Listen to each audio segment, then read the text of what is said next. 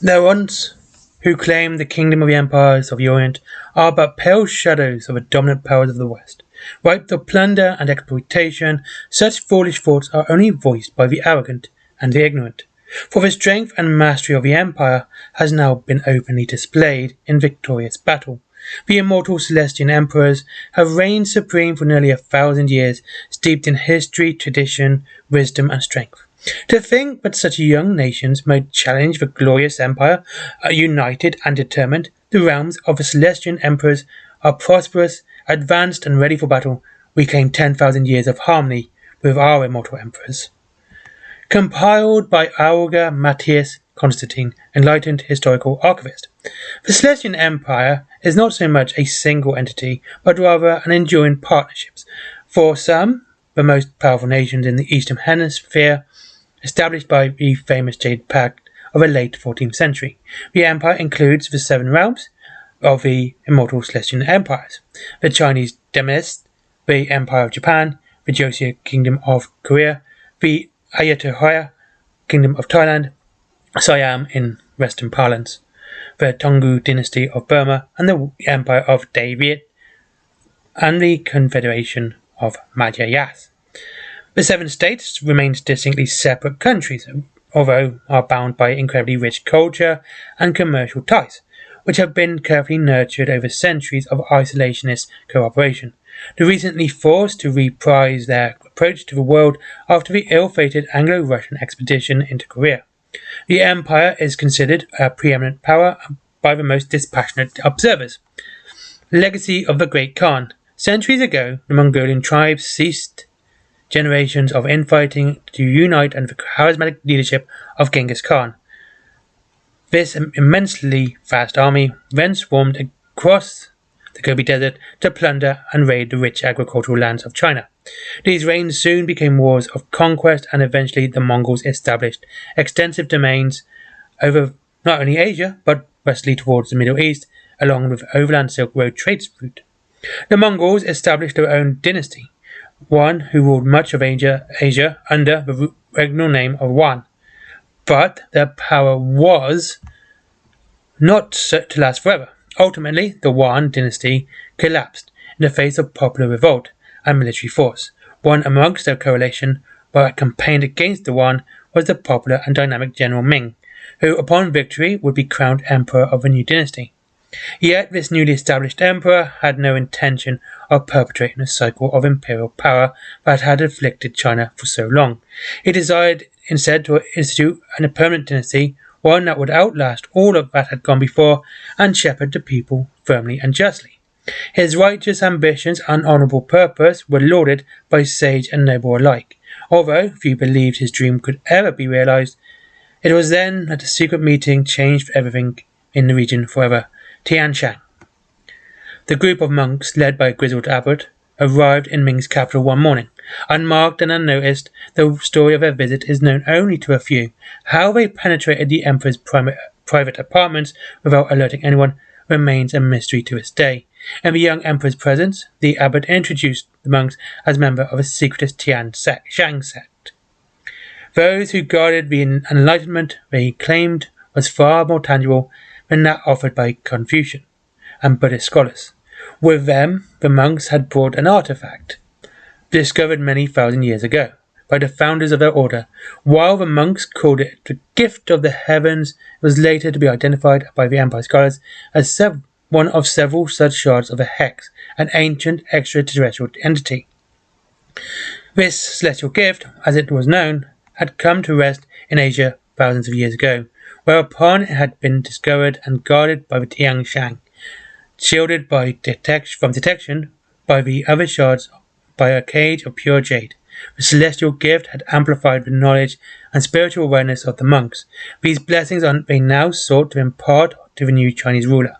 But his dream of a more perfect dynasty could be realized. Emperor Ming accepted the tutelage of the monks and the power that they offered, without hesitation, and for many months remained closeted with them in the halls of his palace, permitting no entrance but to his closest relatives. After this period of enforced seclusion, the Ming embarked on an ambitious plan with the Tianshan at his side, the Jade Pact. First to receive emissaries of a new emperor was the Kingdom of Korea, once a tributary state of Chinese domination, with Korean ruler Sun Li was greeted by Ming as an equal, not a vassal, and the two finally met after a year of negotiation at their mutual border. At this meeting, Sun Li was introduced to the artifact by Tian Shang, and was quickly convinced of the benefits of Ming's plan and the knowledge on offer. These two rulers placed the first signatures upon the documents that would become known as the Jade Pact, pledging assistance and mutual support to one another in the face of foreign dangers and eternal problems. Ming's diplomatic endeavors did not end there. Traveling swiftly, his agents contacted the rulers of Vietnam, the Khmer Empire, Thailand, and Burma. Each was offered a chance to join the Jade Pact as equals, participants in a new order that abandoned vassalage for common partnership. The most difficult to persuade was the Emperor Shinzo of Japan, who only finally convinced by the phenomenal powers of a celestial gift. Once imbued with a portion of the artifact's power, the 7 rulers of his kingdoms were able to communicate through the celestial dream. In a meditative state, their connection to the celestial gift permitted a form of telepathic communication across vast distances. Nobody fully understood the process, and yet the dream was all more beneficial for its side effects. Archivist note: it is recognized that no lie can be spoken within the aura of the artifact, which suffuses the celestial dream, and deception is all but impossible. Unable to dissemble or deceive, Emperor Ming and his allies could expect their proposals to be accepted at face value. The final member of the Jade Pact was coaxed into membership many years, shepherded by the other powers to become a unified member that benefited greatly from the partnership. The islands to the south of China had long played host to many different realms, with each cultural ties to different mainland cultures. With guidance and support, the 7 other powers built up and supported a single power, until it could unite the islands under one rule. The ascension of the Confederation of the Magi has brought the total number of Jade Pact signatories to 8. The immortal Celestial Emperors. The 8 individuals who signed the Jade Pact each knew to ensure the longevity of our United Nations, we also had to ensure wise and consistent leadership. Rely upon the vagaries of chance and biological succession had historically been a disaster, nor could the people at large be relied upon to make decisions in the best interests of a nation at every opportunity. From this realization was born the plan to extend their own reigns indefinitely, spreading their own policies into the distant future. Under the guidance of Tian Shang, each of the 8 rulers began cultivating their own bloodlines, ensuring the birth of many offspring who could be trained and relied upon to further the goals of each house in perpetuity. Some of those raised within the exceedingly close families would serve as minor functionaries or close confidants of the rulers, whilst others would be implicitly trained from birth to mirror the thoughts and aspirations, gestures and identities of their progenitors. When the time comes for a ruler to be replaced due to old age or some other inability to fulfill their duties, the rite of celestial renewal occurs. In each realm, this rite is attended with its own special ceremonies. The old emperor enters a special chamber and is sealed with a great ceremony. Then, with similar pomp and circumstance, upon the auspicious sign outstrides the monarch once more, renewed with the same personality, thoughts, memories as his predecessor. To be of the blood. In these kingdoms is now a sign of great favour and great responsibility. Each generation of the blood must carry on the wishes and aspirations and hopes of the previous, all the time deceiving their people as to the true nature of the system that guides them.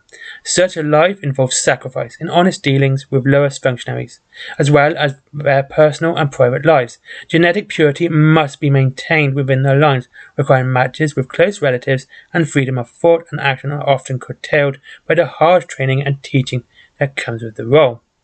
All are aware of the stakes should this system fail, even in just one of the nations of the empire, without the central guiding figure, and such a nation would become prey to internal and external tensions and pressures that might derail the peaceful march towards a prosperous, self-reliant future.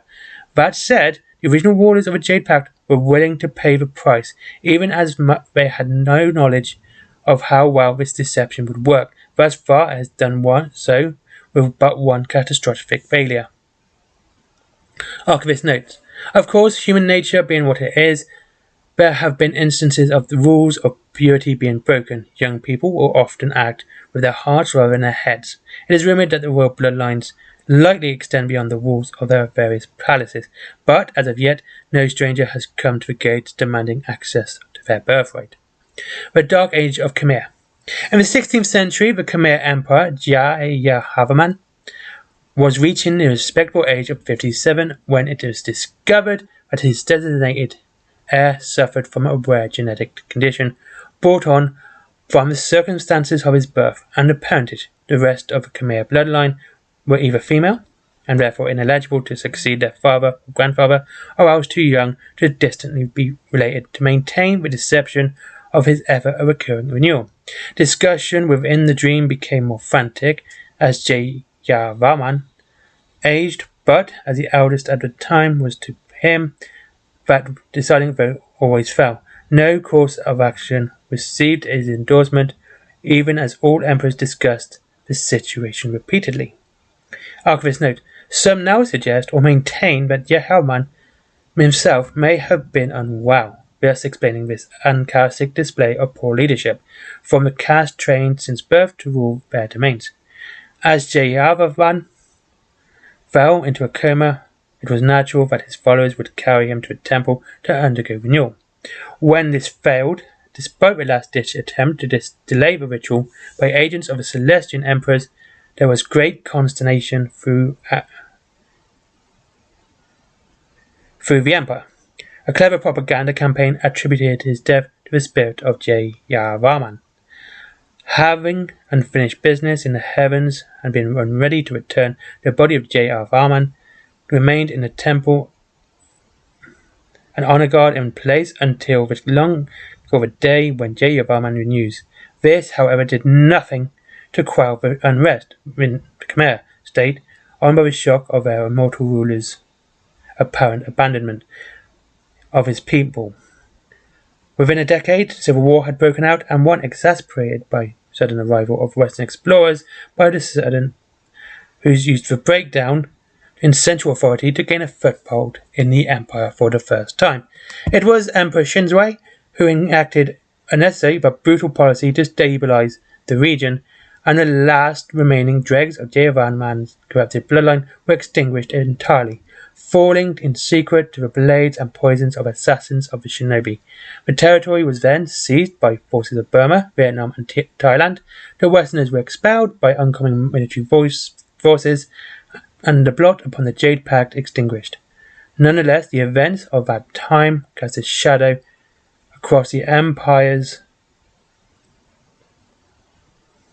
history. It is now common policy to train at least 3 or 4 worthy successors, and to keep many of them hidden from public view or dispatched to far-flung corners of the domain to protect against the assassins of tragic accident. The priests and functionaries who oversee the bloodlines, many of whom are bloods themselves, have doubled their watch against the corruption and taint within the family lines which the empire's government relies. Governing an empire. To speak of a uniform government within the empire is a misnomer, for no overall structure exists. Rather, a network of treaty obligations, unwritten agreements, and competing commitments enforce a partnership between these 7 different states, each of it with its own governmental structure and law and customs. To examine all these in great detail in a single volume would be the work of a lifetime.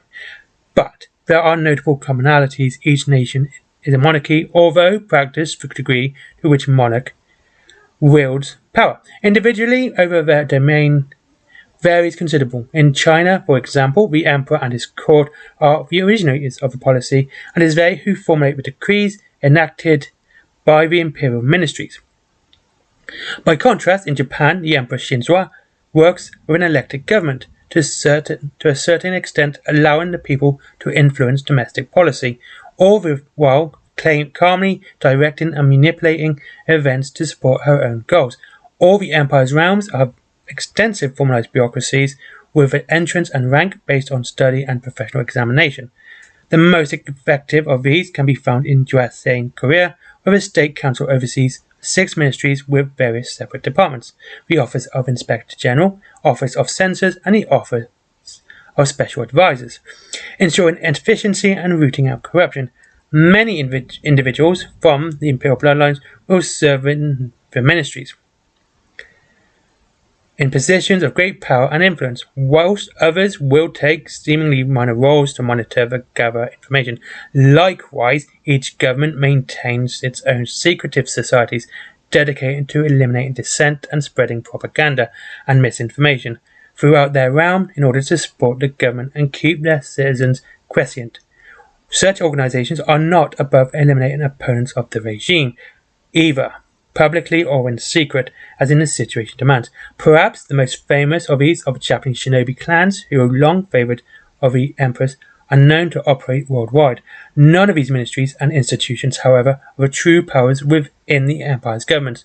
That honour, of course, belongs to the Celestian Dream, that allows the 7 Emperors to coordinate policy and enact in the massive realm instantaneously. Even with the modern marvels of technology produced by the Enlightened and the others, the advantage of Celestian Dream gives the Empire cannot be underrated.